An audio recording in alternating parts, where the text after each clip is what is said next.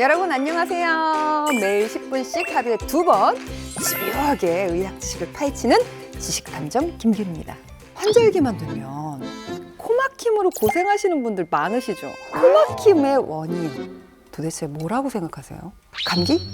비염? 아니죠. 이 답답한 코막힘의 원인이 내 코의 구조 문제일 수도 있다고 합니다. 이 코막힘과 코의 구조가 과연 어떤 상관관계를 가지고 있는지에 대해서 낱낱이 파헤쳐 드리도록 하겠습니다.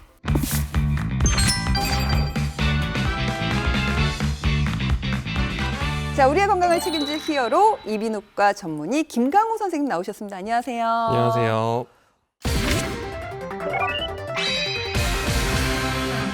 코의 구조가 코막힘을 유발할 수도 있다고요? 대부분 코막힘의 원인을 코감기나 비염 이런 걸로 많이 생각하시는데요. 코의 구조적인 문제가 원인이 되는 경우도 많습니다. 그 대표적인 경우가 비중격이 휘어있는 비중격 만곡증이 있거나 합의각계가 커져 있는 상태가 지속되는 만성 비후성 비염일 때입니다. 비중격과 합의갑계가 도대체 뭔지 좀 설명 좀 부탁드릴게요. 겉에서 보이는 콧구멍은 2개인데 가운데 벽을 비중격이라고 합니다. 앞부분의 연골과 안쪽 부분, 뒷부분의 골부로 이루어진 얇은 판인데요. 비중격 양옆으로 보이는 돌출된 구조물들을 비갑계라고 하는데 위에서부터 상비갑계, 중비갑계, 합의갑계 양쪽에 각각 3개씩 있습니다. 사진을 보니까 정확히 알 것 같습니다. 오늘은 코의 구조로 인한 코막힘 중에서도 가장 흔한 비중격이 휘었을 때 생기는 코막힘에 대해서 알려드리려고 합니다. 비중격이 휜다는 건 정확히 코 안의 어떤 상태를 말씀하시는 거죠? 사진을 보시면 왼쪽은 정상일 때의 코 속 모습이고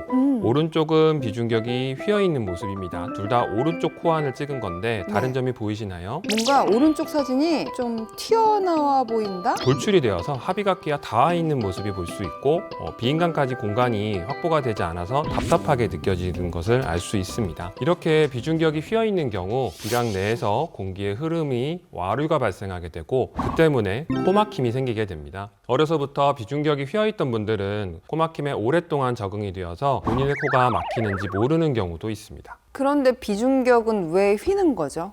약간 부딪히거나 아니면 다치지 않아도 좀 휠 수가 있나요? 전체 인구 중에서 70%에서 80%는 비중격이 휘어 있습니다.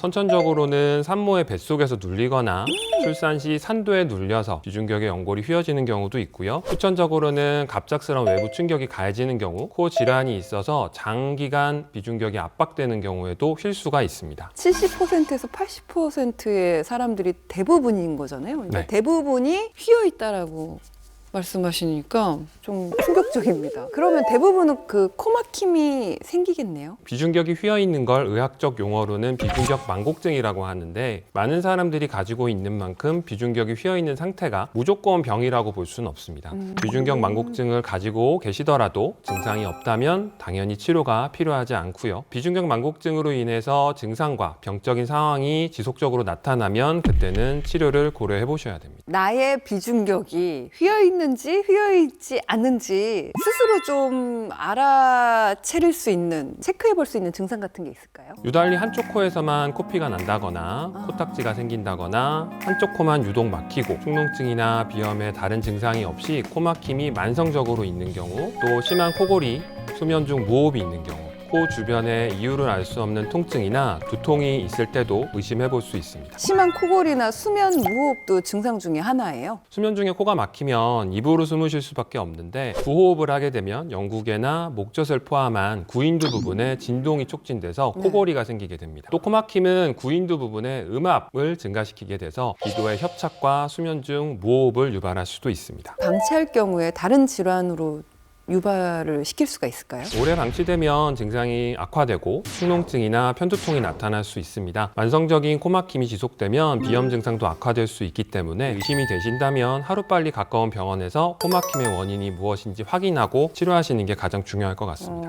코막힘의 원인을 확인하려면 그 어떤 검사들을 하게 되나요? 코막힘의 원인을 찾기 위해서 비강 내시경 검사를 받는 것이 기본입니다. 비중격과 비각계는 내시경을 살짝만 넣어봐도 눈으로 바로 확인을 할 수 있는 부분이기 때문에 손쉽게 이상 여부를 체크하실 수 있습니다. 그렇다면 비중격 그 망곡증으로 인한 코막힘은 좀 어떻게 치료하게 되나요? 보통 비염이나 코감기로 인한 일시적인 코막힘은 약물 치료를 먼저 하게 되고요. 비중격 망곡증과 같은 코의 구조적인 문제로 인한 코막힘은 수술적인 치료가 필요합니다. 오래 걸리거나 많이 아픈 건 아닐까요? 그렇지는 않습니다. 그렇진 대부분 않아요. 수술은 30분 내외로 아, 진행이 가능하고 네. 출혈도 소량인 편이어서 많이 위험하지 않습니다. 일상생활도 수술 후에 바로 가능하십니다. 제일 걱정하시는 부분들이 통증과 관련된 부분인데요. 충분히 약으로 조절될 수 있는 수준이기 때문에 크게 두려워하지 않으셔도 괜찮습니다. 그러면 수술은 어떻게 진행이 되나요? 국소 마취 또는 전신 마취를 하고 진행하게 되고요. 비중격의 한쪽 면에 1cm 정도의 작은 절개를 하고 점막을 박리를 합니다. 그런 다음 휘어진 비중격 연골이나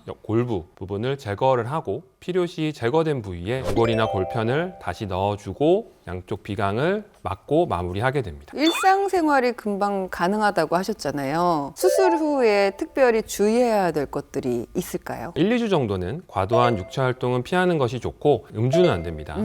수술 후에 식염수 세척을 주기적으로 해주시는 것도 필요하고 무엇보다도 정기적으로 외래 진료를 오셔서 수술 부위를 주기적으로 살피는 것이 제일 중요할 것 같습니다. 한번 수술하면 코막힘에서 완전히 회방이 될 수 있나요? 구조적인 문제로 인한 코막힘이 개선이 되게 된다면 코막힘 해방에 상당 부분 도움을 받을 수는 있습니다. 다만 기존의 알러지 비염을 비롯해서 다른 코 질환을 가지고 계신 분이라면 수술 이후에도 꾸준하게 관리를 해주셔야지만 처음에 그 코막힘 개선 효과가 유지될 수 있을 것 같습니다. 당장 수술하지 못할 때 비중격 망곡증으로 인한 코막힘을 완화할 수 있는 방법도 혹시 있을까요? 비충혈 제거제와 같은 약물 치료를 먼저 생각해 볼 수 있고요. 비강 내 스프레이 사용도 코막힘이 심한 경우에는 도움을 받을 수 있습니다. 요즘에는 코가 막히거나 콧물이 많이 날 때 코세척 집에서 많이 하시잖아요. 저도 해본 적이 있는데 물이 잘못 들어가면 귀가 엄청 아프고 머리도 띵하고 힘들 때가 있어요. 두통도 올 때도 있고. 그런데도 매일 세척하는 분들 계시는데 이게 세척을 해도 되는 건지 혹시 다른 곳에 이상이 생기진 않을지. 코막힘이나 콧물 증상이 있으시면 매일 세척하시는 게 당연히 좋고요. 하루 2회 정도가 적당할 것 같습니다. 코 세척을 하실 때는 반드시 아 소리를 내면서 너무 세지 않은 압력으로 물을 넣어주셔야지만 이렇게 하면 되죠. 아, 이렇게요? 네, 귀에 물이 들어가지 않게 네,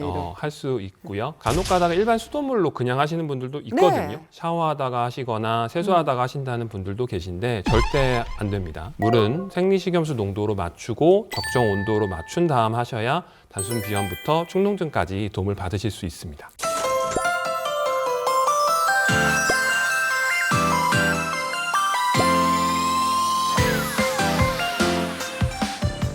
매일 10분 하루 2번 습관처럼 닥터 OBS와 다음 시간에 만나요.